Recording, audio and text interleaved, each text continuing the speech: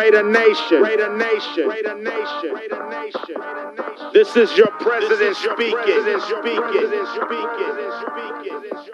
And I approve this message. Raiders, just win, baby, win, baby, win, baby. Don't need no invitation. We are that Raider Nation. We rock that black and silver. We make them shake and shiver. You want to see what a pro looks like, Coach? Just watch me today. I watch Animal Planet religiously. I'm asking, does the cheetah say, hold on, Gazelle, hold on, don't run yet. I gotta get my calf loose. Let's go. Is that what it says? Or does it just spring into action? It springs into action. Woo! Man, I ain't scared.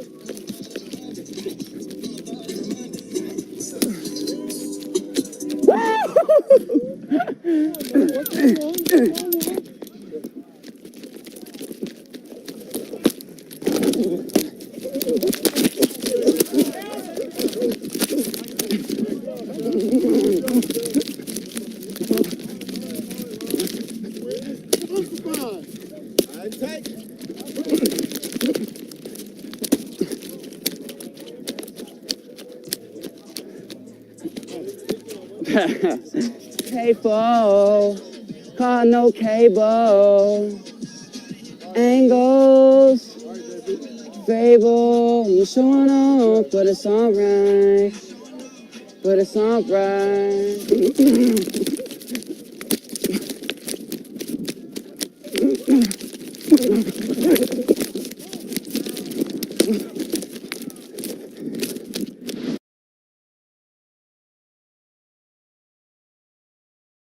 Glad we did what we did, but I'll answer any questions that I can.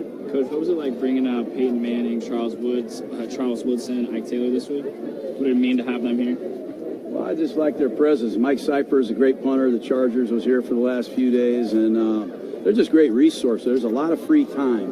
There's a lot of time in the hotel, and sometimes the mental approach to the game, getting on a schedule, a professional schedule during the season. Sometimes you can tweak your schedule, get a little bit better.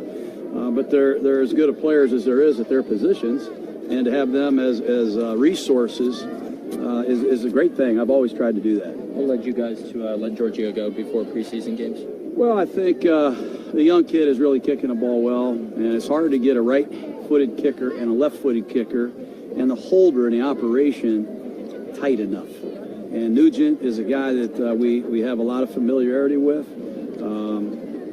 I just think the two right-handed kickers is going to help the operation, the snapper, and nobody talks about the snap and hold. Everybody thinks it's all the kickers. But the operation will be much better, and Tavecchio's a good kicker. We wanted to see if he could catch on with another team. But we appreciate Giorgio. He's a pro. He did a lot of good things for us, and we've got a battle still at the kicking position. Coach, PJ Hall came off the PUP on Wednesday. What have you seen from him in the last couple of days? Well, he's a hard guy to block. He's what we thought he was. He's a powerful guy. He doesn't look like the biggest defensive tackle in the league, but he is a powerful, stout, quick, penetrating inside presence that we need here. We have not had enough inside pass rush, and hopefully, we get the full strength on the outside and improve inside, and we might have something. Rich said the other day that you had seen Switzer while you were doing college football. What did you see out of him that made you want to go get him? I love Switzer. I think he's one of the best punt returners of college football, perhaps the history of college football. He's as good as I saw. And I'm 54. I wasn't around, to say I saw everybody, but hell of a returner. Very productive receiver. Incredible stop and start quickness. And he's a courageous, tough guy. He's a little guy, but he is not afraid of playing and going inside. And I like that. He's got the qualities I'm looking for in a slot receiver. I saw Aitman a couple of days in a row go way up and bring balls down. Today we saw him sink to his knees and make a catch. Is he a little farther along than you thought he was? About what you thought he was? Oh, he's farther along. He's going to get on the field if he keeps playing. We had a personnel meeting the other night, and everybody's talking about Aitman. And we're going to play the best guys, and right now he's he's earning the right to get on the field. Does he have special teams?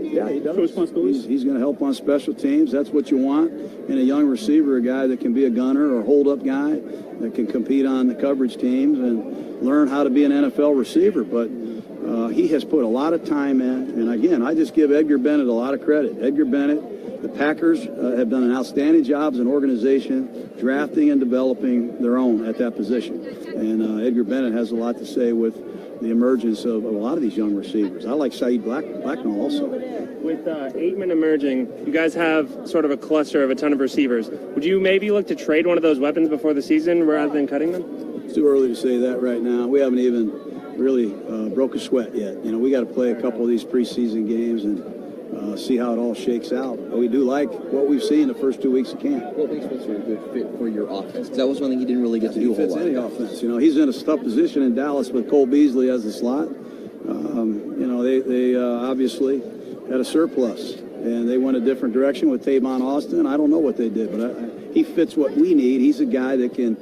change the game, I think, on third down. He's a tough matchup. He is quick, and he has vertical speed.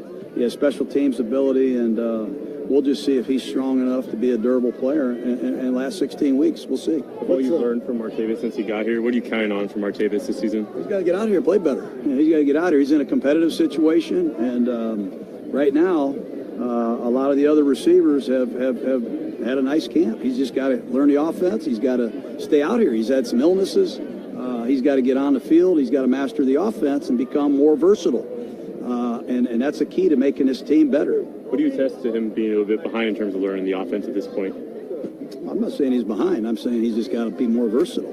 I'm not going to say any more than that. He's in a competitive situation. Nothing's going to be given to anybody. It doesn't matter how you got here or what your history card says. We need everybody to understand the best players are going to play, and he's got to be more consistent, and I'm confident he will. 9 practices in, John. How's Derek looking to you right now? I mean, is he all you thought, or is there still some things that he's doing that is surprising you?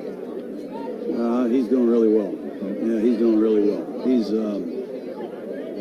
doing really well. If the coach doesn't screw him up, we have a chance to have a heck of a quarterback. Has he thrown an interception yet in camp? I don't think we've thrown any interceptions other than the one we had the first day here. Yeah. Bruce Irvin was surprised us dropping in coverage. Yeah. You know, I think Connor Cooks and E.J. Manuel have also done well, but you know, it all starts with number 4. He has set a real tone here behind the scenes in terms of his desire. I mean, he is working, man. He is working. He's all business.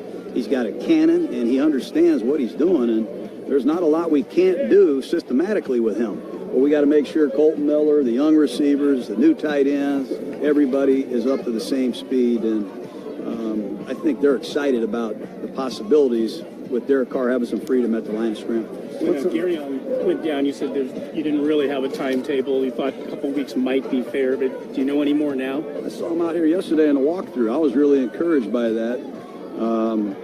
You know, you just keep that timetable as it is. It'll be a couple weeks. We'll see what happens. We'll update you when we know something. But he was out here at the walkthrough, and that's a real good sign yesterday. What's the Gabe Jackson status right now? He got knocked around. Like I said, we set down 17 guys. I think Gabe will be back on Monday. But in the time being, we're really pleased with Feliciano. He's played center for us. He's really hung in there and done a nice job at right guard. Cable's made a difference here. You know, these guys are buying into the system. They came back a lot lighter, and Gabe's going to be fine, but we sure need him. John Feliciano, he's stepped in the past, and he looks like a starter when he's called upon. How do you guys view him as that reserve on all 3 interior line spots? Well, it's going to be hard to start at center or either guard here. I don't care who you are. We have, we think, the best that there is at those positions, but, you know, it's a long season, and, you know, you never know. So you have a guy here who's capable of going in and playing in the pivot, making all the calls. And if Kelechi needs to miss some time, we have a guy go play left guard, or if Gabe needs some time, he can step in like he's done the last 2 days. So Simmons and Feliciano have stepped up inside for us. You talked a lot about what a great holder Johnny Townsend is. What does that do for him just to be able to focus on one side instead of alternating each day? I think it's big. I think it's big for the snapper, too. You know, everything's different. So the hold, I was a holder in college. That's about all I could do. You know, I was a backup player. Most of the time I was holding, and it's a tough job. Some kickers want the ball upright. Some want it angled a certain way. You got to spin the laces. You got to handle a bad snap. So it's important that you have some consistency in terms of how you put the ball down.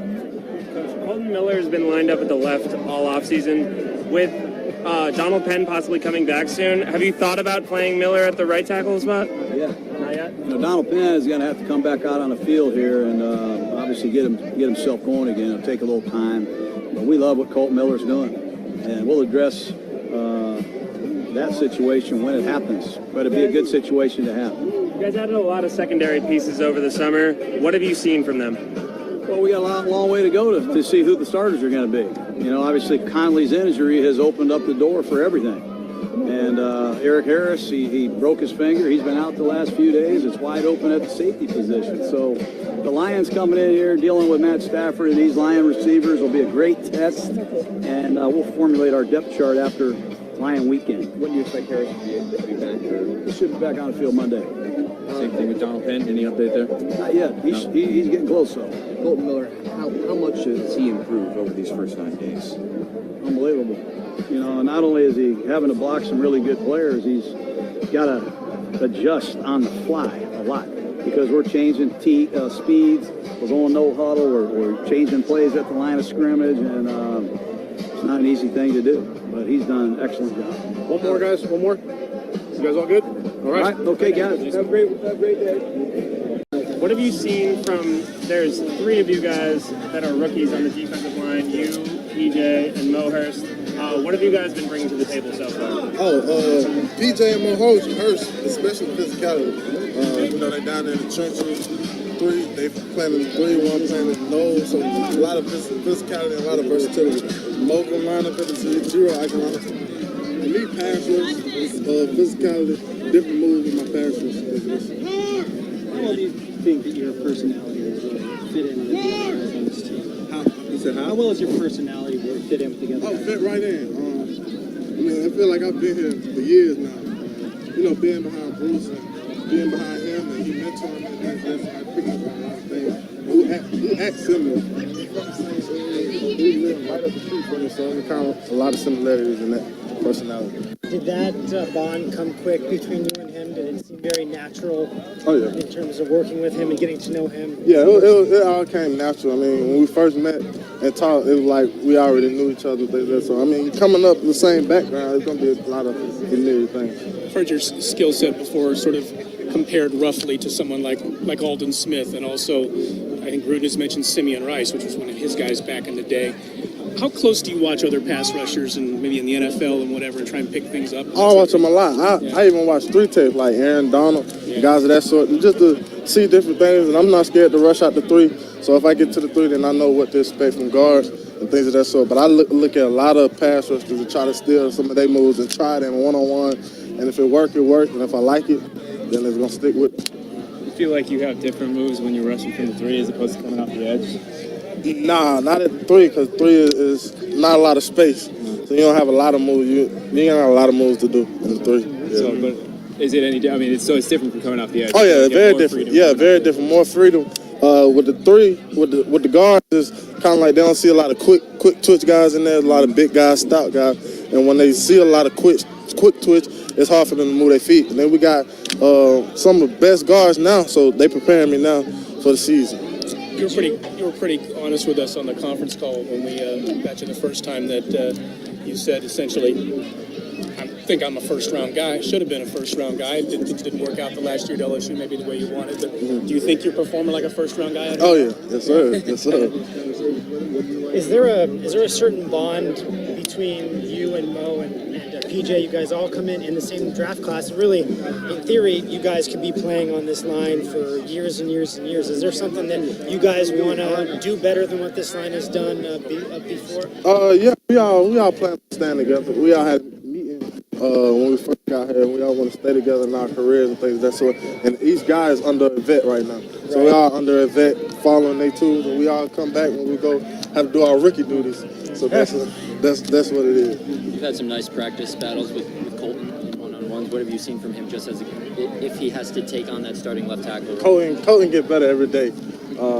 From the first day we went against each other to now, it just got so much better. He's working on his craft every day, and now I got to dig in my toolbox and try to pick different moves to use on him.